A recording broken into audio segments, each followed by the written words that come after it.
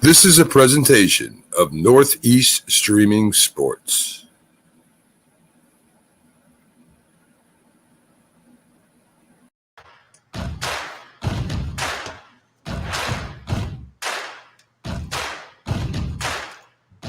Good evening, everybody. Keith Engel for TGI Sports Talk College Football Huddle. Got a little new music to open the show. I got something I like better. I'm just deciding if I want to pay the money for the for the rights to play it. We don't want Facebook shutting us down. Gosh, I got so much music I could play. Anyway, guys, we got a lot to talk about tonight. We've got we're gonna have Mark Mancini from Mancini Media on for a 45-minute talk or so, and we got a lot to talk about. You want last week in college football, we wanted upsets, we got upsets. You want near upsets, we got near upsets. We got coaches getting fired. We've got more news on realignment. We've got all kinds of movement up and down the coaches poll. Just so much going on. I love this time of year in college football. Now that we're getting real games starting, and the polls will start to mean something, and these games all mean something. You know, real quick, and we'll talk to Mark about this some too. You know, people talk about the expanding the playoff and it's going to dilute the regular season. I so disagree. It's going to make every game more important than it is today, in my mind, because you'll have it open to more leagues and more teams. So we'll dive into that. Real quick, before I bring Mark on, I want to let you know that Friday, a late edition, and I'm really happy that this happened. I've got Skip Hall. Skip is a former head coach at Boise State back in the 90s. He worked under the legendary Don James at Washington. He coached with Nick Saban at Kent State. He coached some great players in Warren Moon, Jack Lambert, just to mention a couple. He's got a new book coming out called Coach 'em Up, the Skip Hall story, and the forward is by the aforementioned Nick Saban. So Skip will be on the show Friday. Friday, 8 a.m. Eastern time, and we're really looking forward to it. And we may talk to Skip now and then as the season goes on, as the season goes on. Hello, Rick Sherlock. Good evening instead of good morning.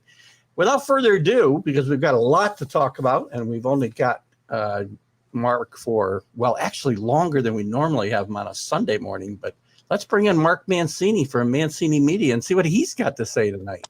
Hello, Mark. Always a pleasure to be on the show that's sweeping the country, my friend.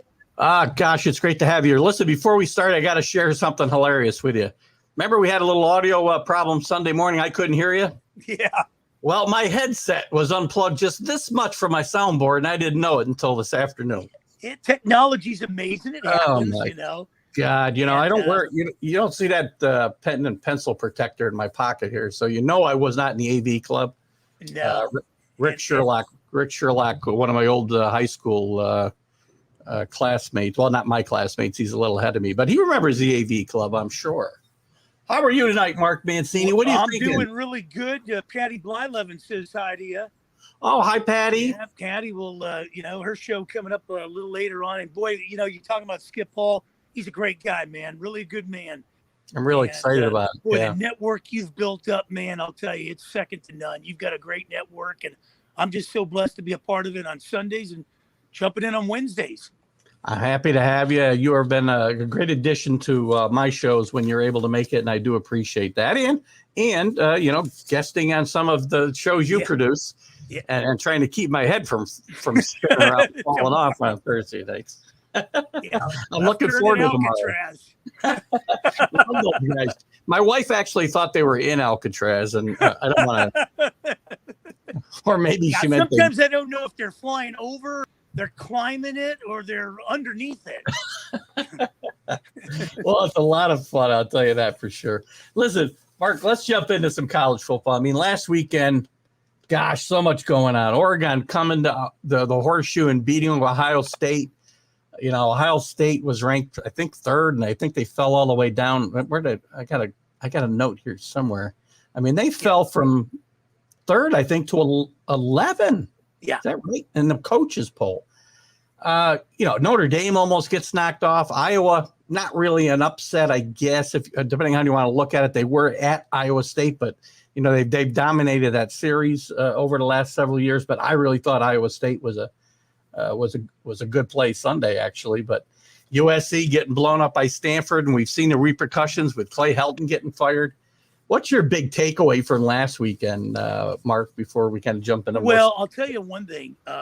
Clay Helton's a nice guy, but there's an old saying, nice guys finish last. Yeah. And USC has a traditional great football program over the years. We saw with the guys that have come out of there. I can go back to O.J. Simpson. And then, you saw with Reggie Bush and Matt Leinart and having that nice little run. But I think USC has been a victim of themselves in more ways than one. We saw, Kiffin fired on a tarmac in Arizona, and then you had a chance to do something, and with Ed Orgeron there, and he was resurrecting the program, passing out cookies and everything, and I loved him dearly. And they said, no, we don't need you. So he took his act to LSU. And then when you looked at Sarkisian, and they've had their chances to really get some guys here, I think USC has been a little bit of penny pinching in my book. And it's my opinion. Yeah. I'll throw it out there. If you've got a rich tradition of football, you got to open up your wallet. I think they want to be able to control a coach there. And that's why they get these middle of the pack type of coaches instead of a Bob Stoops, instead of an Urban Meyer, instead of a Nick Saban. Maybe not if they're not going to come there unless they're given the keys to the city and then some. But you got to pay to play. And it's funny when I heard their athletic director talking about, we're into winning championships and competing. What have you done for me lately? That's the first thing that comes to my mind. And the Pac-12 has been something out of a Clint Eastwood, the good, bad, and the ugly of late. Well, I've always thought USC was one of the top 5 jobs in the country. And it's amazing. I think I read a stat somewhere the last couple of days that it's been over 40 years. In the last 40 years, only Pete Carroll has come there and left of his own volition because of the success that he had. And it's hard for me to believe with the recruiting base they have in Southern California and whatnot, that this team is not relevant year after year and can't, as you said, can't bring the big name candidates in there to coach. And maybe it is the penny pitching. I think it's got a lot to do with the ADs that they've had. They want to bring USC type people in, although it wasn't Pete Carroll had a lot of success. He wasn't a USC guy, but Hayden wanted USC guys. Lynn Swan wanted USC guys. I'll bring it up. I wasn't going to go this till later, but since we're on the topic of Clay Helton, there's all kinds of names getting thrown around, obviously. Marco Cristobal's already denied it. James Franklin's denied it. Urban Meyer actually had to deny it because he had a bit of a meltdown in Jacksonville this past week, and people are wondering if he'll make it through the season here. But, I mean, what do you see? Do you think that they will open up the pocketbook for some of these guys? Well, I'll tell you, I always say this, and it's been going on since I've, pretty much was able to work. Your company is only as good as the people you hire. And if the top is screwed up to a certain extent, then it doesn't matter what you have on the bottom. You can hold your tradition on anything you want and say USC football is this and that. But when I look at USC football for this and that, their quarterbacks, haven't really lasted in the NFL as far as when you go back to Mark Sanchez that took the Jets to the AFC Championship twice. I don't know what happened to him. I don't know what happened to John Booty there and, Matt Barkley and, the list goes on and on. Other than Carson Palmer, okay. They got great, defensive guys that come out of there and last in the NFL. But I think you need a coach that's going to garner the respect. And right now, the guy that comes to my mind would be Stoops. Stoops would be the guy. But you got to pay these kind of guys. These kind of guys, they want control. They want complete control of the organization. And if you want your program turned around like UCLA turned it around with Chip Kelly, it took a little bit, but they brought in the guy. They got rid of these Bob Toledos and Carl Durrell types, Tom Donahue, the conservative types, and they finally given it to a guy like Chip Kelly, and I like it. Same thing in Arizona State, Herm Edwards. Yeah. You bring up Bob Stoops, and it's an interesting point. I don't know why Bob Stoops has not come back. He retired at a fairly early age. I think his father passed away, if I remember the story right, not long before he decided to what looked like a sabbatical from Oklahoma, but now it's starting to look like a retirement full time. I thought he'd be back in 2-3 years, and I know he's had offers thrown at him from the NFL and from college. Is this a job that can get him back, you think? Well, there's a lot of talent at USC. Last year, they had probably the best receivers in the country. And if you can't do nothing with this team, and all I kept hearing is, they're this and that. They opened the season by, getting past a couple of the Arizona schools there, and everybody was talking about stuff. And then what happened in the Pac-12 championship? Oregon ran them over, and that was the end of that song and dance. So I just don't know, but I will tell you this. Stanford came in there Saturday and just took them apart, top to bottom. I know the score indicated it much more closer, but if Stanford had their first string in there, they would have railroaded them even more. Who knows? They probably would have put 60 up. Shaw it seemed like stole the playbook from Clay Helton. Yeah, Rick brings up, I think he means Eric Bieniemy from Kansas City. Yeah, that's sure. A great guy. Yeah. He's a good offensive mind. He doesn't have ties to the school, which we've talked about before, but all the regular. We just talked about, all the regular names are coming out, Franklin and Cristobali and obviously we talked about Stoops. We talked about, who do we talk about? Franklin was up there. Franklin's up there. Matt Campbell's name's going to come up, obviously, as he always does. There's a couple guys. There's the coach from BYU, and I'm trying to think of his name now. Oh, yeah, I'd be shocked if his name doesn't come up in this conversation. And also Clemson's offensive coordinator, who's been very picky. He's been offered a bunch of jobs, but he may come up in this conversation as well. I got the names here, and now I finally found where I had them. So the coach from BYU is Kalani Sitake. I like the name, right? I got to know, Bieniemy when he, I covered San Diego State in the heyday, and I'll tell you one thing, Bieniemy, man, I'll tell you, he has done wonders with the Chiefs there. I'm surprised he hasn't got the opportunity in the NFL. Yeah. He's got a bright head on his shoulders there. He would be a tremendous fit at USC. But what I see with the athletic director over here, not too much experience. He needs to step back, let the guy run the program, run the strengths, stop meddling into it, concentrate on the gymnastics and, the underwater basket weaving at USC and let the coaches coach. Yeah, I agree. You know who I would have thought, I really thought would be a great fit, and it's not going to happen, I don't think, because of them moving to the Big 12 in a couple of years, is Luke Fickell at Cincinnati. I think he'd be a great fit, but I don't know that he's going to be looking to leave Cincinnati now going into a Power 5 conference. No, and another good one too, but he's not going to leave. I don't want to see him leave Pitt, is Narduzzi. Yeah. Narduzzi's another good coach. That's the thing. They're going to bring in their, the USC, I think, is, what ends up happening in college football to a certain extent. And I throw this out there and people go, hey, come on, cut some slack on it. But, when I look at the hype trains and whether it's Notre Dame or Ohio State or USC, I think these schools have lived off tradition for quite a while. And we saw last year talking about Ohio State, in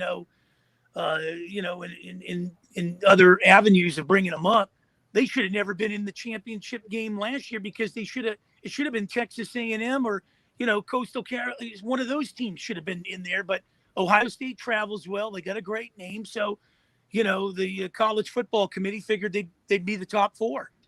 You know what I always worry about in a situation like USC here, you fire a coach after 2 games or midseason, you name an interim, and if the interim comes in there, and I'm pretty sure this is how Clay Helton got the job in the first place. The interim comes in, he performs, above expectations, and it doesn't have to be a national championship, and you're almost kind of stuck with the guy a little bit. It didn't happen with Ed Orgeron, obviously, but often it happens, and it's not the right choice, but the school kind of gets backed in a corner. Well, and not only that, when you look at the choices they had before Helton, Sarkisian's now at Texas, Orgeron's at LSU. Yeah. Look at Kiffin. I mean, you had opportunities, and I can't help but think, in switching gears, and I know it's a college football show.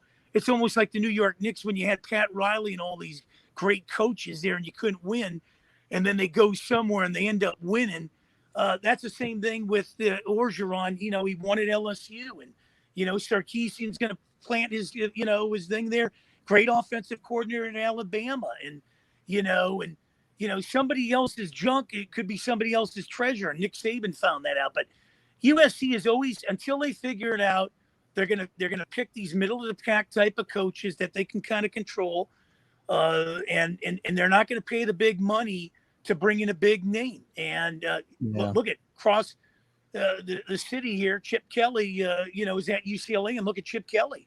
I was just going to mention that their hand might get forced a little bit. If Chip Kelly I think UCLA, I've said it a bunch of times, I think they're going to win that South. I think they're going to beat Oregon in the championship game, and they might even sneak into the playoff. Pac-12's with Ohio State losing, and we'll kind of start to switch gears here a little bit. With Ohio State losing, it opens the door for the Pac-12 to get in this playoff for the first time in quite some time. And Chip Kelly and Marco Cristobal, I think, are the two guys best positioned to do it. I know you love Herm Edwards there in the South as well. Edwards had Shaw's got a, what they did to USC. I mean, Tremaine was just unbelievable. And, but you look at Stanford's schedule, they got to, they get UCLA, they get Oregon. They got a tough road to handle it. But, Shaw's a good coach. He's been a real good coach. So you got them. It's going to be really interesting to see where this lands. But USC, I think, is going to be looking up. When you bring in an interim coach, all you can do is circle the wagons on this, Keith, and lay the chips lie where they may. But I think during the offseason, Mike Bowen's got to realize that, in order to compete with these other schools, we got to bring a big-time guy in here. Well, let's talk about a couple of these games from last weekend. I mean, Ohio State just lays a complete egg. They were beaten up and down the field. I mean, Marco Cristobal likes to pound the football, and he doesn't apologize for the way he plays football at Oregon. And they may not love it, but all the time, but they like to win. And he pounded the ball. They rushed the ball. I mean, can they survive with the defensive coordinator? Kerry Combs is the defensive coordinator there.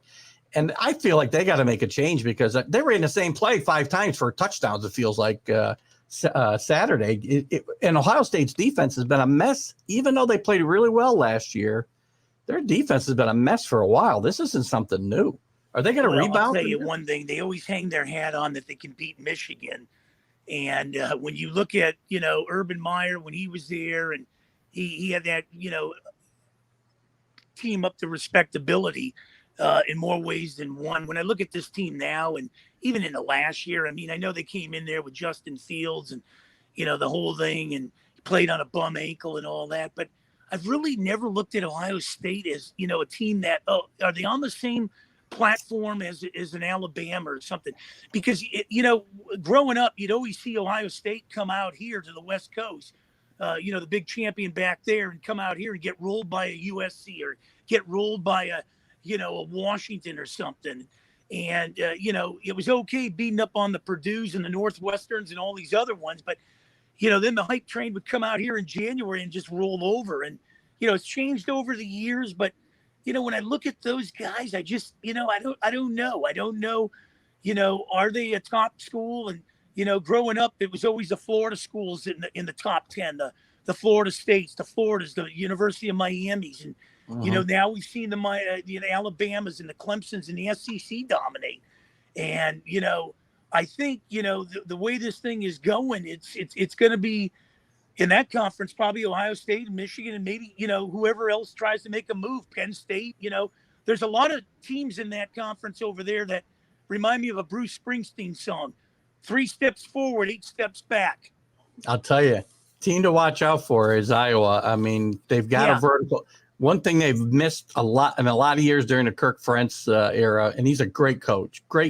He's had great consistent teams. Never quite, got obviously over the hump. I think the one year they made the playoff, they got blown out, maybe by Alabama.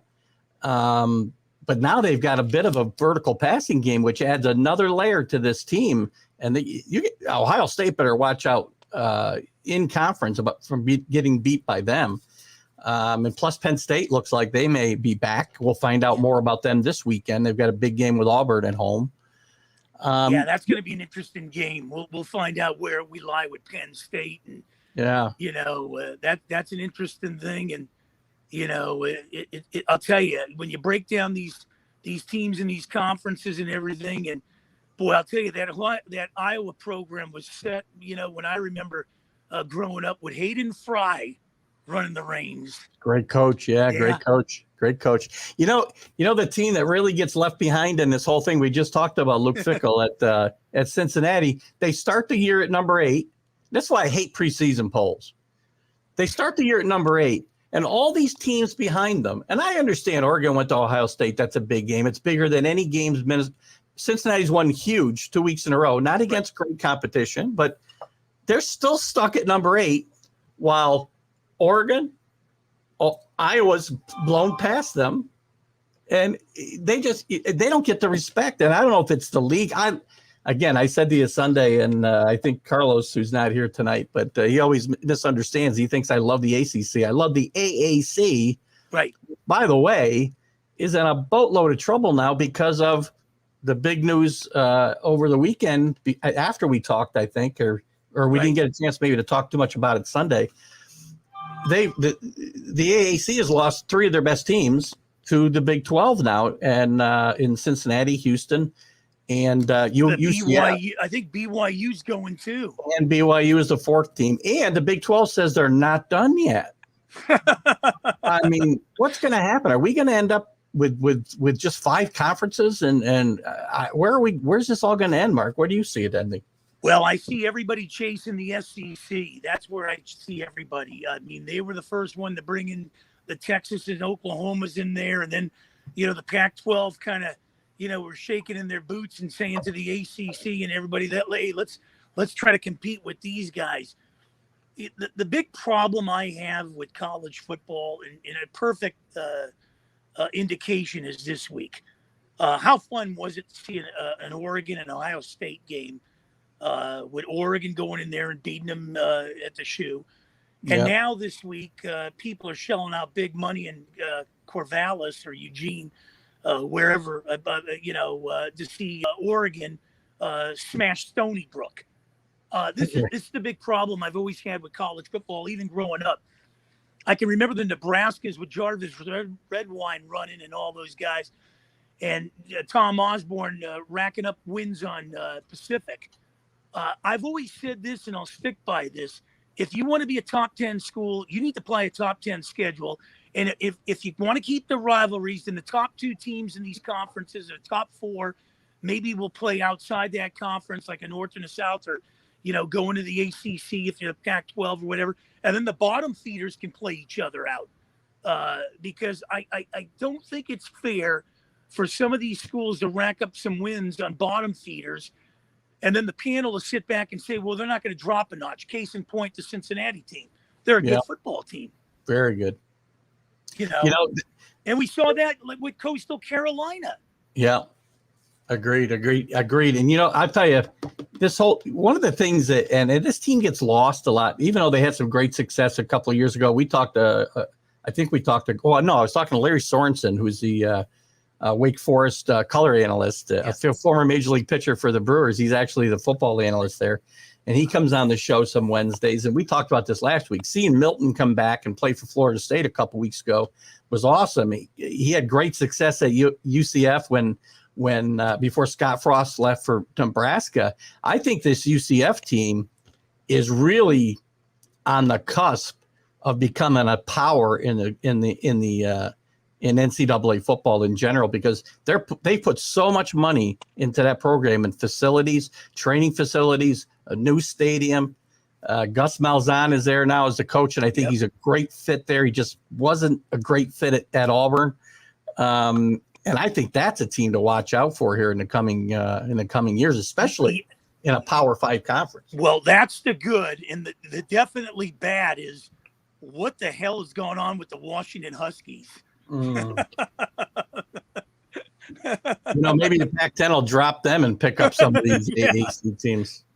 Unbelievable how that program is just kind of falling off by the wayside. It's really sad. And, it's funny. Skip Hall, obviously, who we talked about at the top here, I'll have on Friday. And he coached under the great Don James there. They had some great football teams back in those days. Oh, they were tough. And it just seems like the football program's kind of fallen off in the Pacific. Somebody might need to send an SOS. Oh, gosh. Well, I think, like I said, Chip Kelly's ready to kind of push the needle now, and I think the West is going to get back in the conversation. And we'll see. Stanford could have turned a corner, with a quarterback change. And again, that's a great coach, so you can't count them out of their loss was to not a great Kansas State team, but it's out of conference. So does it hurt? I'm getting excited. My Pitt Panthers, they could be 6-0 by the time ACC play comes around. Nice win at Rocky Top last week for sure. First time in 38 years. What else stands out to you about last week before we move on to this coming week? I mean, Notre Dame nearly losing to Toledo just kind of shocked me. I don't think Notre Dame's liable to fall out of the top 25 for the year's over. They got some really tough games coming up. Well, the other thing that stuck out is, and I know, Arizona State, clubbing UNLV there, but that was one that really stood out. But Appalachian State, man, you got to be careful when you put these guys on your schedule. Well, it's funny. My wife is knocking off Michigan again.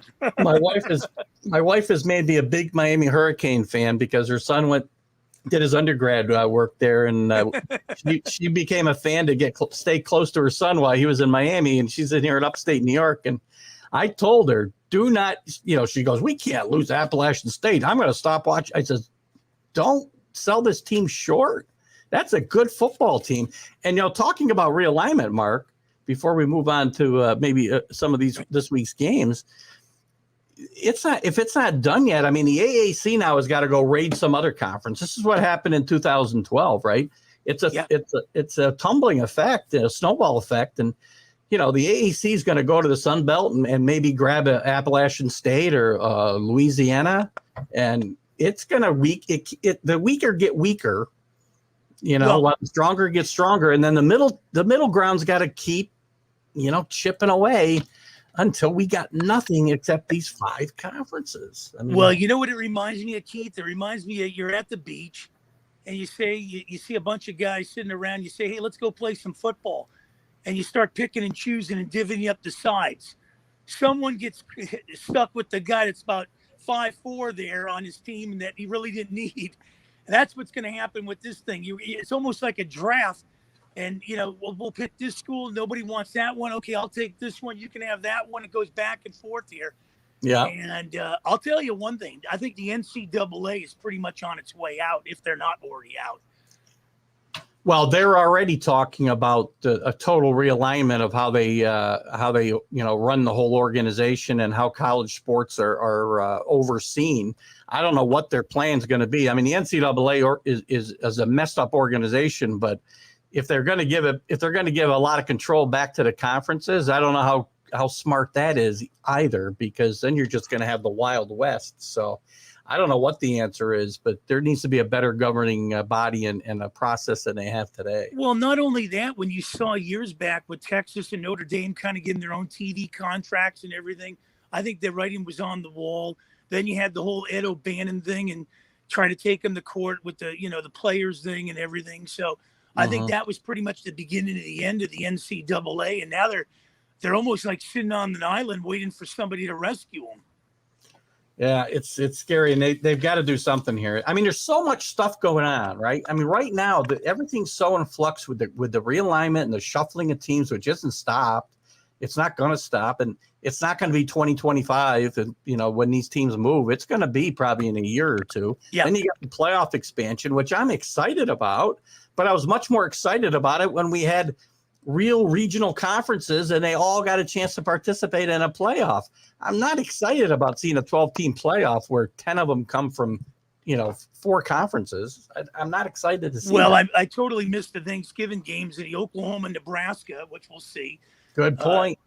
Yeah, and then I missed the Penn State games. I mean, they had them, a few of them the last couple of years, but still, I missed those things. That was a yearly thing. So, that's if they've kept the USC's, the UCLA's, and all these other ones, I just find it hard to believe why we couldn't keep the Oklahoma, Nebraskas at least, and the Penn States. Well, what's funny, you bring up Oklahoma, Nebraska. They're actually playing this weekend. So here it is in September, and we get a game we used to see traditionally the day after Thanksgiving. We talked about, and usually it would, more often than not, I should say, it would decide who was going to win the Big Eight at that point in time. And now Nebraska's fallen on such hard times. I mean, they're excited when they get a 25-point win over Buffalo at home. And Stafford is in trouble there. And that's the old thing. You never want to see the rivalries go out. The Red River rivalry, the Civil War rivalry. I mean, the Apples one. There's so many rivalries, and you just go down the line. That doesn't. If teams are moving all over the place here, we don't lose some of them key rivalries that we grew up with. Tradition. Yeah. I put up the banner here because you brought it up, and we're talking about games coming up anyway. So Oklahoma's Nebraska. Will it ever be the same? Can it ever be the same with Nebraska in the Big Ten and Oklahoma in the Big 12? Or I'm sorry, the SEC soon. And they can't even play every year. When you look at those rivalries, you go back to, like I was alluding to, Jarvis Redwine. You had Brian Bosworth. Yeah. I mean, it was just unbelievable. Head coaches matching, heads there, and that's a tough one to really lose. And it's going to be fun. I'm going to keep an eye on it this weekend, definitely. It's going to be a lot of fun. Let's look at some of the other games coming up this weekend. There aren't a ton of big games, right, at least in the top 25, but there's a couple. I think Auburn's going to beat Penn State. At Penn State, really. I think Auburn can. You got a bold prediction, so I'll give you one too. I think Florida is going to beat Alabama this weekend. Wow.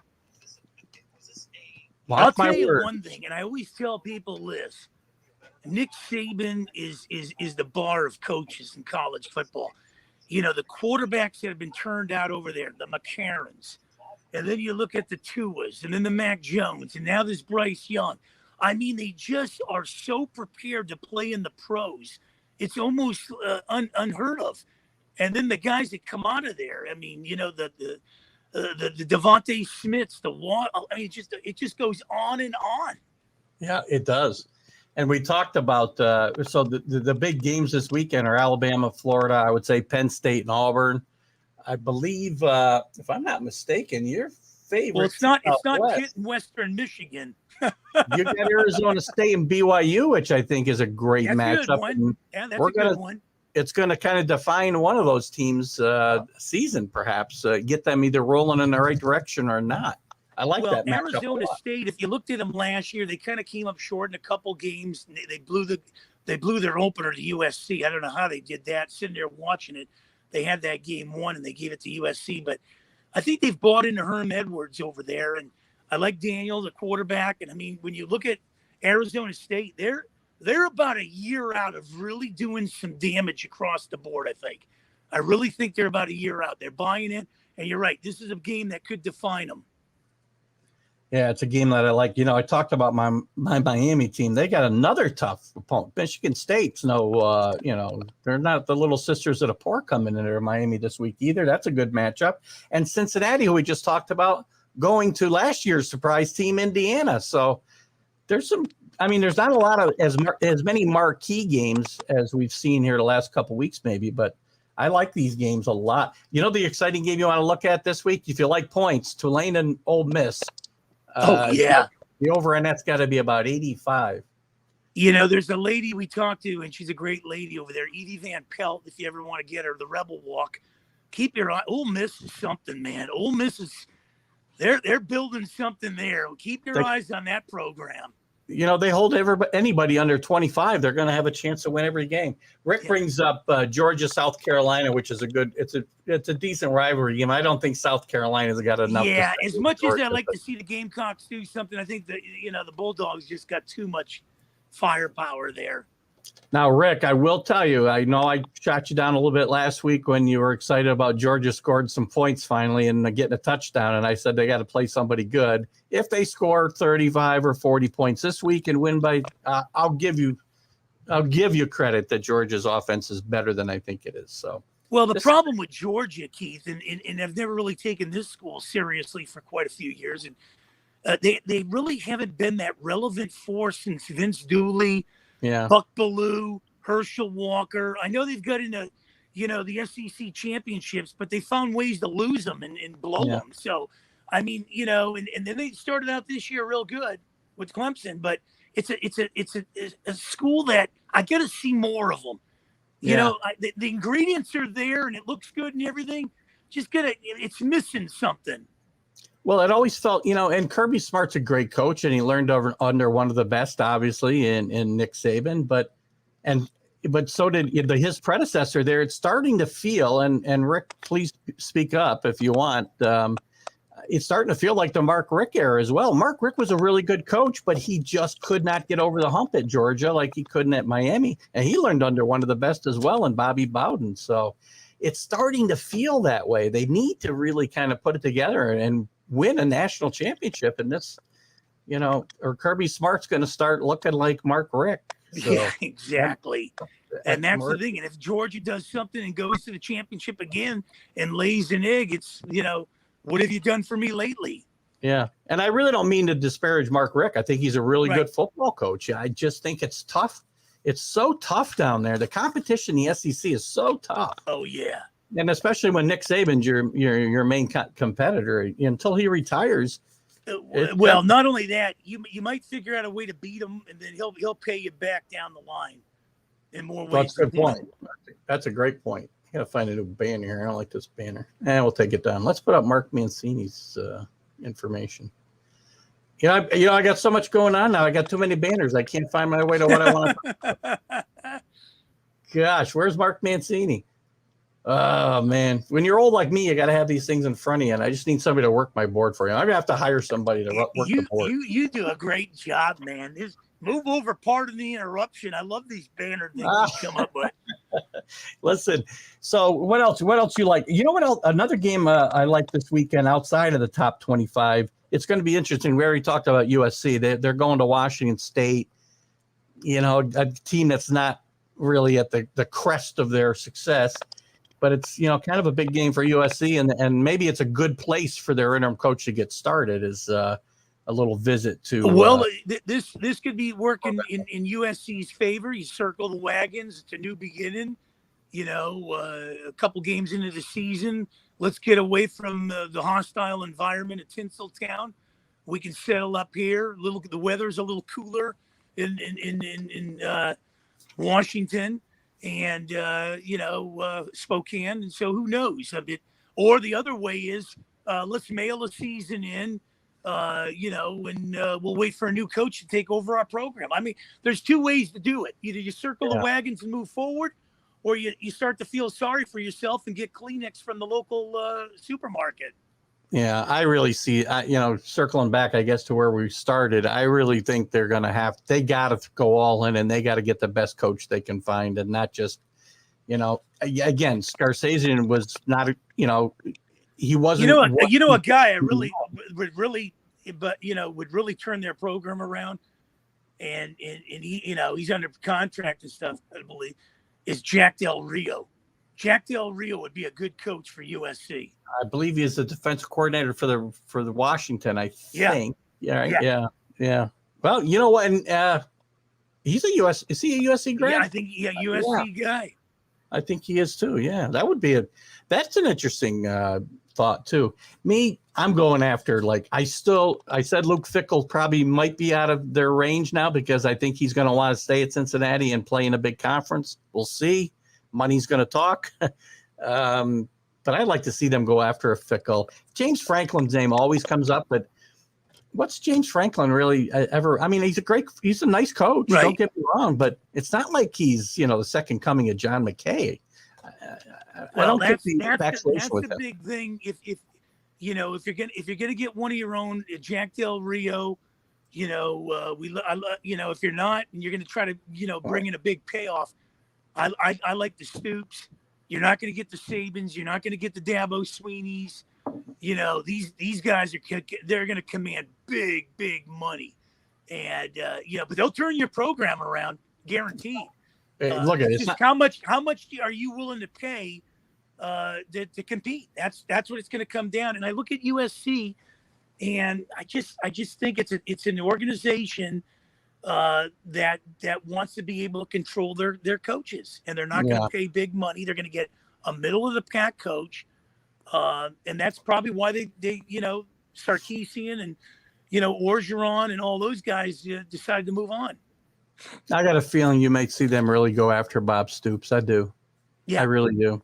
If Bob Stoops is going to come back, now's the time. I mean, this is the place. I don't know what if he does come back now, I don't think he comes back. It's kind of like a Bill Cowher situation with Pittsburgh, right? Well, the other thing too is if let's say a couple other guys and you're like, it's not going to happen, but if you're looking at guys in your own conference there, the Shaws or the Herm Edwards, they turn your program around real quick too. Yeah, they would. They don't feel like the right fit though for USC to me. I mean, maybe Marco up there in Oregon, but I don't see them going in the conference for anybody. I just don't see them fitting. I can't see Shaw fitting on that USC, that Los Angeles scene. He doesn't seem to fit that. I see him going McDaniels. You know what? They could do worse. They again, he's not the head coach, but they went with an expatriate coach at one point, and they had pretty good success. So might be an idea.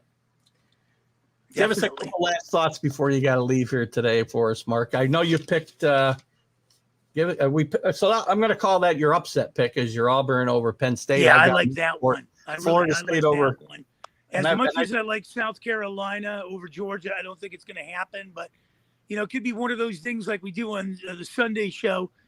What could be a surprise? So I'll probably throw the South Carolina up there.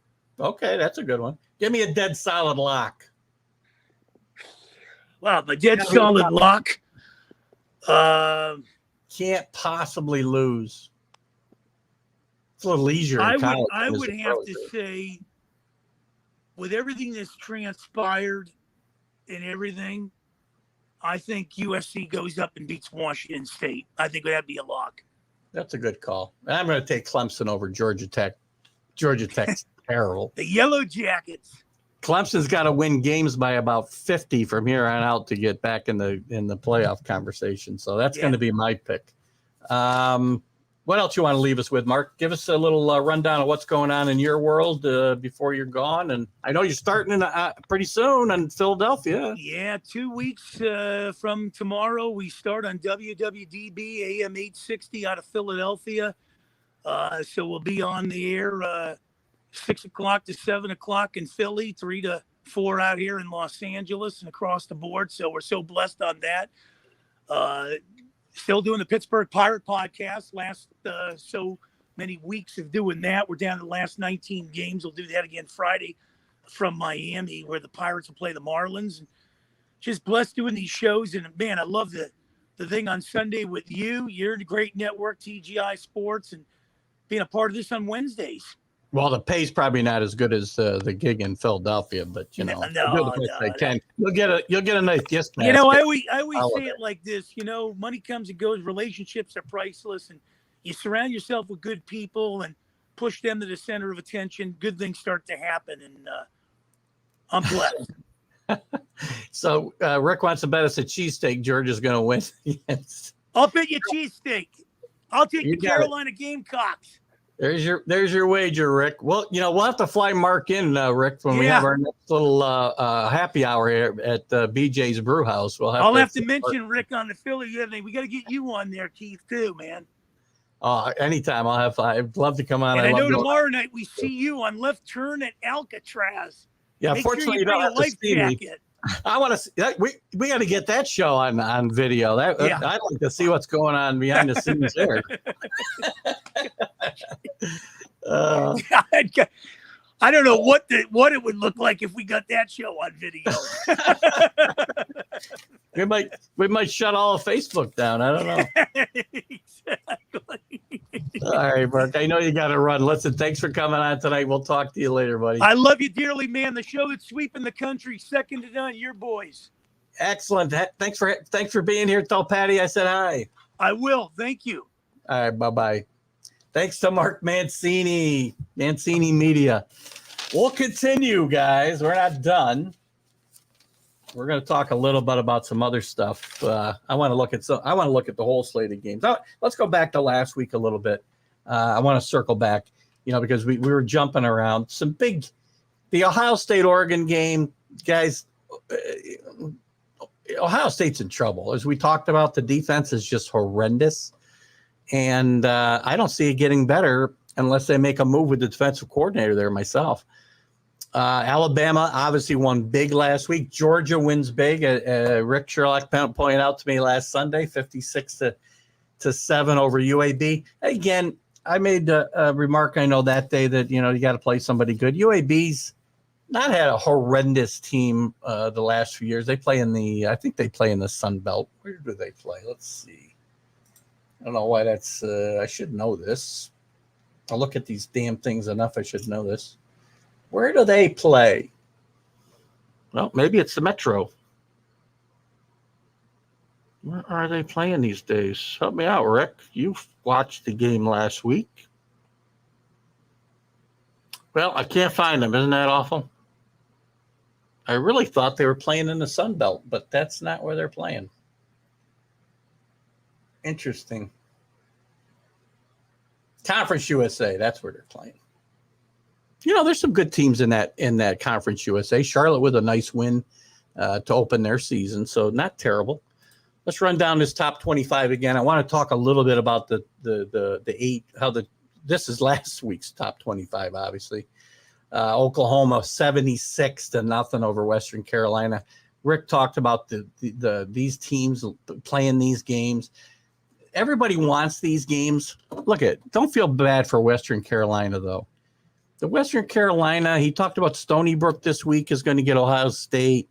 They're going to get $1 million payday. That's what they're there for. They know they're going to get their butts kicked, and that's what it's for.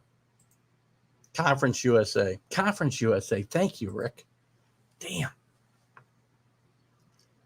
I got to do something because I've had trouble with my glasses lately, and I just got brand new glasses, and I'm having all kinds of trouble with the computer lately. So enough about my problems. Texas A&M squeaker over Colorado. Texas A&M's got a really good team, brand new quarterback, but they've struggled. Their first game wasn't awful, but to go out to Colorado, it's not a great team. They got to Jumbo Fisher's got to get these teams. Jumbo Fisher's got to get this team rolling, and the quarterback play has been a little spotty so far. Clemson killed South Carolina State, as I mentioned. They got to win games by 50. Cincinnati with a great win over Murray State. They played not great competition the first couple games, but they've blown them out, and they're stuck at 8. Watch 3 teams go by them already. It's a problem with the polls. Notre Dame probably should have lost the game. Toledo gave them all they could handle. How good Toledo is, I'm not sure yet. We'll have to see. There's been some good teams that come out of that conference over the last several years as well, in Buffalo. And who else has come out of there and played well from time to time? Ball State last year had a good team. So, the Mid-American is not a terrible conference, but Notre Dame can't be losing or almost losing at home to Toledo. That's just not going to cut it if you want to be relevant as far as the playoff hunt matters. And that's all matters to Notre Dame. A team like Notre Dame. That's what matters to the Clemsons and the Alabamas. Coastal Carolina, UCF for now, Liberty, and these teams can compete and have really good and play for a New Year's Day bowl game, or a really good bowl game. And that's a victory. That's a good season for them. Not at these other schools, though, guys. It's just not. Iowa play a great game at Iowa State and beats Iowa State. Brock Purdy gets benched in this game. He's coming back to start this week, but 3 interceptions. Just, Brock Purdy is a veteran quarterback, and Iowa State needs him. Matt Campbell needs him if they're going to get back in a race. I like them as an outsider for the playoff. This game most likely nailed their coffin. They will get a chance, probably to play and beat Oklahoma twice if they get to the Big 12 championship game, which might move them up. One-loss teams do make the playoff, but they've got to run the table, and they'll have to beat Oklahoma twice. Penn State with a big win over the Ball State team that I just mentioned. Are they back? We'll find out more this weekend. Florida, South Florida's not very good, and Florida beat them 42-20, but they still don't look quite right. They're playing a 2-quarterback system. I just think they're going to put it together this weekend, and I think they're going to have a chance to upset Alabama, as we talked about a few minutes ago. Arkansas with a big upset over Texas. Texas is not as good as advertised. They're really struggling at the quarterback position. Steve Sarkisian, boy, it's always hard for me to say. Sarkisian will get this together, but it's not. This is a work in progress. Texas is still a little ways away, and they took a big drop this week too. Wisconsin with a nice win, coming back after a loss to Penn State at home. Virginia Tech 2-0 now after beating Carlos, who's not here tonight. His favorite long shot underdog team, Middle Tennessee. Ole Miss, as we talked about before, 54-17 over Austin Peay. Nothing to get excited about. BYU with a really nice win at home against Utah. Utah's kind of had their way with BYU the last several years, and this is a nice win for BYU. And they've moved into the rankings as well. Miami struggles with Appalachian State, but Appalachian State's well coached. You can see they're a step slow, but this is a well-coached team, and their special teams were really good. Arizona State, as Mark mentioned, under Herm Edwards with a nice 37-10 win, and North Carolina wins big over Georgia State, and Auburn 62-0 over Alabama State. The big movers in the coaches poll this week, on the good side, Oregon's up from 7 to 4. Iowa moves up 5 spots to number 7. I'm sorry, Oregon moved up 7 spots to number 4. They were at number 11. So they jump up from 11 to 4, and Cincinnati doesn't move at all. I understand dominating performance against Ohio State, but Cincinnati gets no love. That's a good football team, guys. You're going to find out. They're going to play Notre Dame on the road. They're playing Indiana on the road this weekend. UCLA moves up 3. Virginia Tech up 6 to number 15. Ole Miss up 4 to 16. Auburn up 6 to 20. They were out of the top 25. Arizona State moves up 4 to 21. BYU moved up 8 spots from number 23. They were out of the top 25. And the really big mover of the week, Arkansas, 20 spots to the number 24 spot. They were 44th in the country last week. Arkansas played amazing. Watch out for this Arkansas team going forward. Texas, again, has its problems at quarterback and some other places, but Middle Tennessee's loss was the coach's fault. Oh, Carlos, I hope you comment when you see this. Oh, Rick, that's a good one. Let's see. Some of the drops, the big drops this week in the coaches poll. And I like to stick with the coaches poll, guys. There's 100 polls out there. I'm going to try to stick with the coaches poll all year just so that we stay consistent. Until we get to the playoff poll, maybe then we'll probably rely on that one, but that's a ways off. Notre Dame falls 3 spots to 10. Ohio State drops 8 from 3 to 11. Iowa State drops 4 to 14. USC drops right out of the top 25 from number 14. Texas out of the top 25 from 15. Miami drops out after a win. They drop out of the top 25. And can't read my last note here. Somebody that was 18 and dropped out. I'm going to say that was can't read my writing. Anyway, let's look at this week's games quickly. And we'll stay on. We might stay on. We're going to go on past 8 o'clock. This isn't going to be an hour show. Sometimes we'll go an hour and a half. Sometimes we'll go an hour and 15. You guys got topics you want to bring up? Bring them up. Rick, you want to talk about that Georgia game more? Give me a topic and we'll go through it. So let's look at this week's top 25 games. Then I'll look outside the top 25 and see what we got. We talked about Alabama playing at Florida. I think, Bryce Young's playing great, has had 2 great games out of the gate. He's probably put himself as one of the favorites for the Heisman already. Florida is not playing great defense.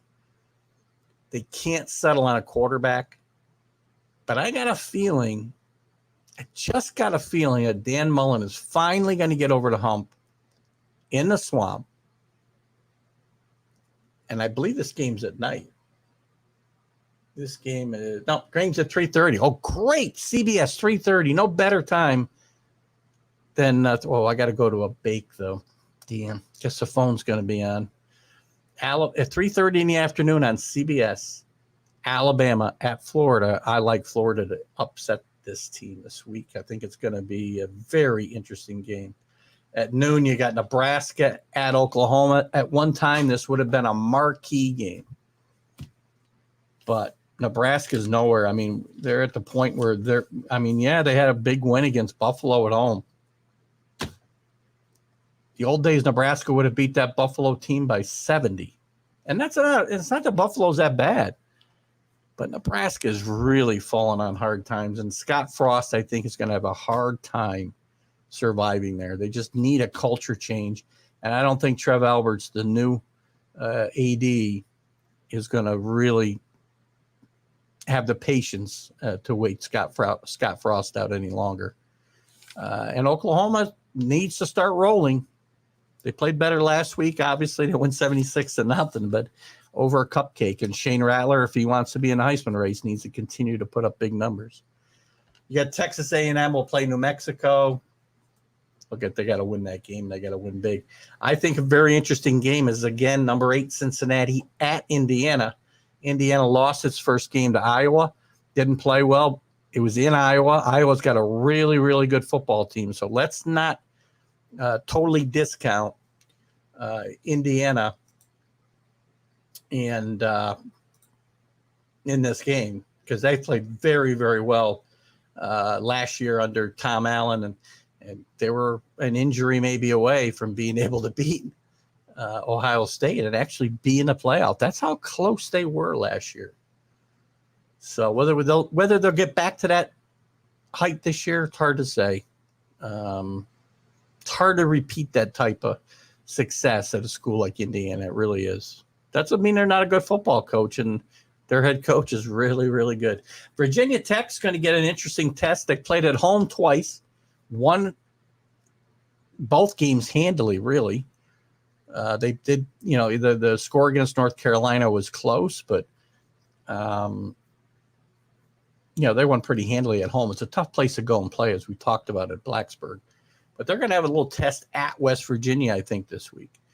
Coastal Carolina plays at Buffalo this week. If you're up here in upstate New York, that might be a fun place to go watch a football game this weekend. Coastal Carolina has got a really good team. They've moved up to 16th in the country, and they're playing a Buffalo team that had a great run last year, and it's still not a bad football team right now. Michigan State visits Miami. Michigan State's won their first 2 games. Miami's 1-1 and struggled last week mightily, as I said, against Appalachian State. Michigan off to a pretty good start. Again, not great. Well, Washington was supposed to be good competition. But this is important. This is important for Michigan to get off to this 3-0 start that they'll be off to after beating Northern Illinois this week. And Jim Harbaugh's had to get things turned around quickly there, and I think he will. Or has, and I think he'll do well enough to continue as the coach of Michigan after this year, unless somebody brought that up on this show. Can't remember who it was. Jim Harbaugh to Dallas when they decided to fire Mike McCarthy. That'd be an interesting, and I can see it happening. Notre Dame gets Purdue at home. Again, Purdue's 2-0, but look at Notre Dame's got to take care of business. These are the guys they got to beat. Notre Dame's got tough games against Cincinnati. They've got a tough game against Indiana coming up this year. They always have Stanford. They've always got USC. Talked about Alabama. Iowa gets Kent State. So it's a bit of a breather if you want to look at it that way for Iowa, but they can't. Clemson's got Georgia Tech, and they got to win big. Can't fool around. They got to win by 40, 50 points every week now. Ohio State gets Tulsa. Oh, that's right. It was Stony Brook gets Oregon. Big goodbye. Tulsa gets Ohio State. Tulsa's 0-2, not playing well in that AAC. Arkansas with a game against Georgia Southern. They'll be going to 3-0. Georgia gets South Carolina. South Carolina's 2-0. We got to give them a puncher's chance, I guess. Their quarterback has played pretty well, thrown for 5 touchdowns in 2 games. So we'll see. But that game's at Georgia. Don't see South Carolina having nearly what it takes to get there. Army and Uconn. Connecticut's a mess. And Army's a really good football team. This would have been in my best of the rest only because I'll always mention Army and Navy and Air Force. So I think, Jeff Monken is just a tremendous coach, and he'll have this team in a decent bowl game again this year. And it was Rick that mentioned, all right. And I thought it might have been you, Rick, mentioning Harbaugh to Dallas. And I don't know if you're kidding. Now I remember because I said, I don't know if you're kidding, but I think it's a distinct possibility. If Dallas flops, Harbaugh could look to jump. And I think he's the kind of guy that Jerry Jones jumps all over. Get back to this. Oregon, as I said, going to kill Stony Brook. Penn State, Auburn, very good game. Don't like Mark's prediction here. I think Penn State continues to win. It's a tough place to play at Happy Valley. A little bit of an interesting game in the ACC this week. Virginia, who's playing very well under Brock Mendenhall, goes to North Carolina, who's been – again, they aren't firing on all cylinders yet, and this could be a dangerous game. North Carolina really good at home last year, and we'll see if that happens. I think Tulane and Ole Miss could be I think it could be a 60-50 game. Ole Miss played better defense though, but Tulane, you saw against Oklahoma a couple of weeks ago, gave them all they could handle, and I think it'll be an interesting game against Ole Miss this week. Arizona State, BYU. I like BYU here. I know Mark probably likes Arizona State because he loves Herm Edwards. Not sold yet.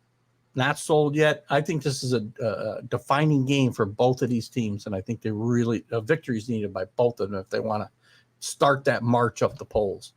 Iowa State will get a big rebound victory at UNLV, and then UCLA's got Fresno State. I love UCLA. I've talked about it here on the show since we started. I've talked about it on my Sunday Stream of Consciousness show. I just love what Chip Kelly's done here. Last year, they were in every game. They didn't have a winning record, but they were in every game. But they got to be careful. This is a trap game. They got to be careful. They got Fresno State almost beat Oregon at home at Oregon a couple of weeks ago. So I think they got to be careful about what the performance they put on. I don't think Chip Kelly's going to let them let down. They had a bye week. I think they had a bye last week. Any other interesting games you guys like? UCF plays Louisville. I like UCF a lot. I talked with Mark a little bit. UCF will be going to the Big 12. Everybody talks about it. They think Cincinnati and BYU were the big pickups for the Big 12. But don't discount Florida because of now they'll be able to recruit in Florida more as a conference. But just the team itself, that team is on the come. I'm telling you, they have put a ton of money into that program, and they've had some really good success over the last several years as it is. And they're ready, I think, to really make a leap to the next level. And Gus Malzahn, I think, has found a perfect landing space place for him. I know Auburn fans will hate that, but Gus Malzahn's a good coach there. Maryland 2-0 against Illinois. Illinois really didn't play well again against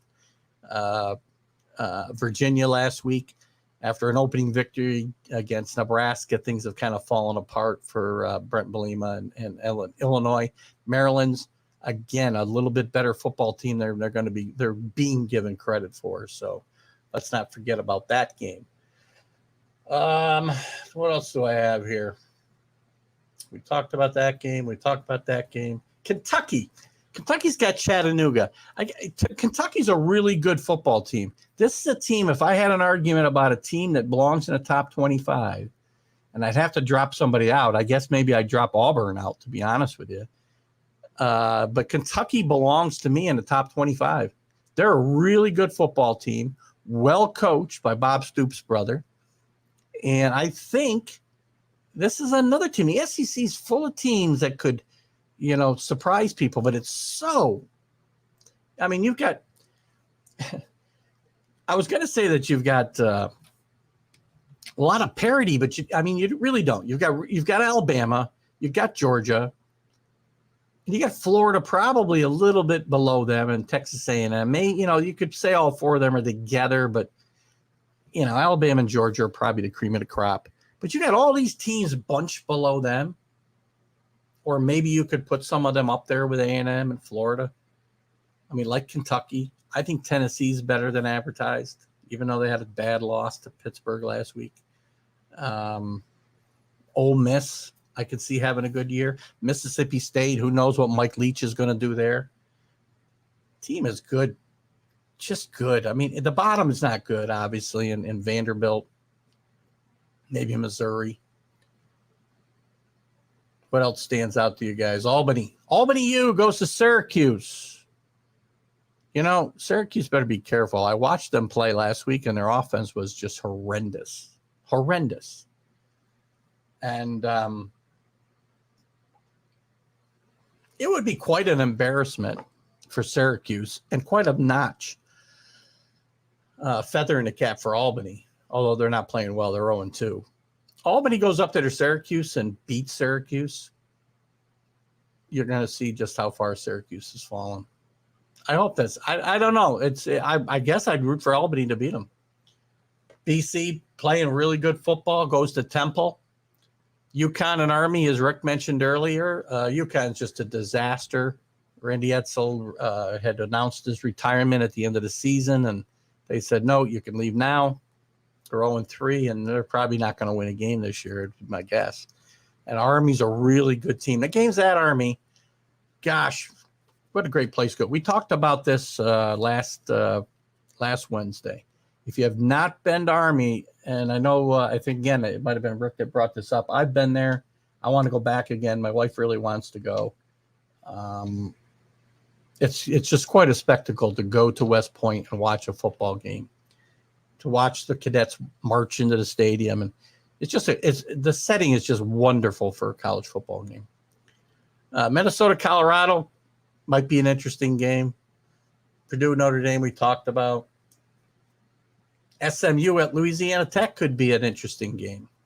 SMU, sneaky good in that AAU. I'm telling you, there's so many good teams in that league. An important game for two teams in the ACC. Wake Forest 2-0. Hasn't played a really quality competition yet. Florida State almost beat Notre Dame a couple of weeks ago, and then they just had a horrendous meltdown last week.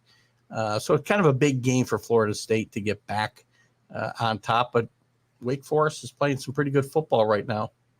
Rutgers 2-0. They're going to get Delaware. They're going to win. I don't really see Appalachian State. We talked about they get a team called Eton College, which I didn't even know existed. So you can tell me what league they play in. You win a prize. Up to you, Rick. Idaho. We talked about USC. Big game for them. They gotta win. They need to win at Washington. They really do. Arkansas should be 3-0. We talked about Northwestern and Duke. Could be an interesting game. Mississippi State and Memphis could be an interesting game out of the top 25. And I don't really see anything else that really lights my fire right now. If you guys got anything, you can bring it up right now. So lots of stuff going on this week, guys. Let me talk a little bit. I didn't get a chance to talk to Mark about the NIL, and we'll talk maybe about that next time. I want to talk a little bit more about the whole realignment thing and dive into it with my take as we wrap up the show tonight. And we can talk more. Rick, you talked about the. I don't want to short shrift you either. You were talking about the who we thought were going to be the USC targets. Right now, you're seeing all the usual names, right? I think it could. I think Bob Stoops is a guy they ought to really try to bring back, get him out of retirement, let this be his last hurrah. Bob Stoops is a great football coach. He's too good a coach to be retired so young, in my mind. But we'll see what happens there. As far as the realignment goes, we saw the next shoe drop with, as we talked about, with the Big 12 taking BYU from the independent status that they're at. BYU's wanted to get in the Big 12 for a long time. Now they found their way in. Cincinnati, UCF, Central Florida, and Houston. Houston's the weakest of those teams going into that conference. Does this put them back in that Power 5 stratosphere? Do those teams equal losing Oklahoma and Texas? Hard to say. From a TV ranking standpoint, no, and that's what's important. That's one of the most important things in all of this realignment. It's all about TV ratings and TV contracts. And, is it good for football? I don't think so. And the Big 12 will stated they may not be done. So they'll have 14 teams once Oklahoma State is gone. I'm sorry, Oklahoma and Texas are gone, and these 4 teams arrive. They'll have 14 teams. They could be looking to bring in 2 more at least to get to 16. I think that's where the SEC will be with Texas and Oklahoma. So, now you're going to see a little snowball effect because the AAC has got to replace 4 of their better teams. And they're going to go be looking at the Appalachian states. Who else could they be looking at? Maybe they try to bring Army into the league. I don't know. Who's Liberty. Liberty would be a good fit for the AAC, to be honest with you. I've been saying that a lot, to be honest with you. It's one of my phrases I hate to hear from people because that implies you're not always honest. Gosh, stop saying that, Keith. If I'm the AAC, those are some of the teams I'm going after. They might raid the Mountain West looking for Boise State or Utah State or Arizona. I'm sorry, Air Force. Navy's already there. I mean, be very interesting, I think, for the AAC to put all the armed forces programs together. That'd be kind of interesting to me. To rebuild the prestige of that league and put all of those teams together would be quite interesting because Navy's on a downslide now, but they're going to come back. Army's been really good for a couple of years now. Air Force has fairly consistently been a decent team over the years and sometimes a really good team. I mean, those are some of the teams I think the AAC is going to go after. Then those conferences have got to go somewhere to replace those teams, right? I mean, that's the domino effect. And what happens is, just like happened in 2012, you lost the Big East altogether. There was no more Big East. Now we did pick up the AAC, which didn't exist before then. And these are football leagues. You got to remember, I mean, there's teams in some of these conferences that don't even play football, but they play basketball. That's why Syracuse is in the AAC or ACC for football. They're stuck there. They're stuck there in the ACC playing basketball where they don't belong because of football. And they can't even compete in football in the ACC. Syracuse should have been in the All-American Conference. They'd be relevant there. But what's the end game, guys? I mean, I was all for this playoff expansion. I think it was an exciting announcement when they said they were going to go to 12, and I still think they should go to 16. But 12 teams is fine. I think there was going to be only 6 automatic bids, but they wouldn't necessarily go to the Power 5 conferences. It would be the 6 highest seeded conference winners. It wouldn't matter what league they were from. It could have been Boise State from the Mountain West. If they were number 4, they would get a automatic bid. But what happens is with these teams now, again, moving all over the place, and there's no regional sense to any of this. I mean, gosh, the Big 12's got teams from all the way from Oklahoma and Kansas to Florida to West Virginia to Cincinnati. They cover half the country. Yeah, but I don't want to get into where I'm watching a 12-team playoff and 4 of them are from the SEC, or 5 of them are from the SEC, and 4 of them are from the ACC, and 2 of them, one of them's Notre Dame, and one of them's a Pac-12 team, and I don't want to see that. Anthony Price, how are you, buddy? Good to see you. Sorry about your Washington Huskies. I believe you said you were a Washington State fan. Your Huskies are off to a bad start. Mickey Delaney didn't even make it tonight. I hope he's okay. Washington State gets a chance to play, I won't say giant slayer right now. I guess, historically speaking, USC would be a giant, but they're not a giant at the moment. Washington State gets their chance to knock USC off on Saturday night. That'd be interesting. What do you think about that Pac-12, Anthony? What do you think about realignment? Let me tell you something about the Pac-12. Pac-12 has had a lot of struggles the last few years.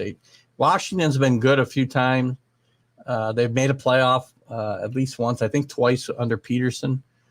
But the Pac-12 has not had a regular entry into that playoff since it began. Oregon Duck fan. LOL, here, Washington football team. Oh, right. Washington football team. Well, congratulations then, Anthony. I should congratulate you. I shouldn't be berating you. Your team with a huge victory last week over the number 3 team in the country. Your team made a huge jump in the rankings. They jumped up 7 spots to number 4. Big win. Got a great coach. I mean, that your coach is so good. He's got a game plan, and he does not waver from what he wants to do, and that's pound the football. Does a great job. Let's go back to the Pac-12. The Pac-12, Oregon has been in the playoff. They lost to Ohio State in the championship game one year. Are they that good this year? I'm not sure. I still think UCLA is going to give them a run for their money. Sorry, Anthony. In the Pac-12 championship game. That's still my prediction. I don't see USC riding the ship. I don't think Stanford's got enough. David Shaw's a great, great coach. I don't think he's got enough. Herm Edwards is a great man and a good football coach. He's not a great football coach, and I don't think Arizona has got enough. Who else should we be talking about there? I mean, is there anybody else any good at all? Utah's got a good team, but they go to BYU and get beat. Looking in the South, I mean, I like UCLA in that South. I really do. And I don't think there's a team that's going to give them a run. I really don't. And in the North, I don't see Oregon getting challenged either. With Washington as bad as it is, I thought they were going to give them a challenge. But Washington's bad. They're not going to write. I mean, they haven't got a conference loss. I mean, they still could, theoretically win the conference, but that'd be bad for the Pac-12. The Pac-12 doesn't want Washington or Stanford, or Arizona State to win this league because they're not going to make the playoff. UCLA would have a tough time making the playoff. But if they run the table and go undefeated, they'll be hard to keep out, I think. So again, very interesting what's going to happen there. I really see Oregon and UCLA separating themselves from the pack there. That's just my thoughts. Guys, that's about all I got time for tonight. If you guys got any other topics you want to bring up, please do. If not, tell me what you think of the new theme music, by the way. I got a couple others I'm going to pay a little bit of money for it. It's got a nice college feel to it, doesn't it? Big games this weekend. Week 3. The weather will get cooler. Teams will get hotter. The season will get more fun.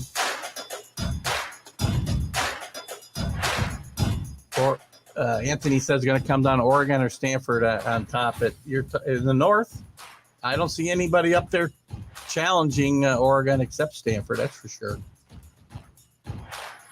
But again, as I said, Pac-12 doesn't want Stanford to win. I'm not saying things are fixed. Don't get, I say that. They're not rooting for them. They're going to root for Oregon. They're going to root for UCLA because UCLA runs the table. They'd be a big name and a new name in the playoff. Oregon's always a popular team. They'll get in the playoff if they win the Pac-12 and have no more than one loss. Guys, Keith Engel. Whoa. TGI Sports Talk College Football Huddle. We're going to catch you next week. Catch me Friday. Skip Hall, former Boise State coach with Don James at Washington back in the 70s and 80s. Some great football teams. And Skip's really a good guy. See you Sunday, Rick. Ed White in 2 weeks for you, Rick.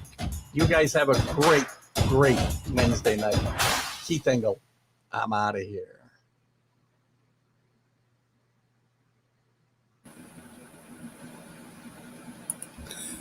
This is a presentation of Northeast Streaming Sports.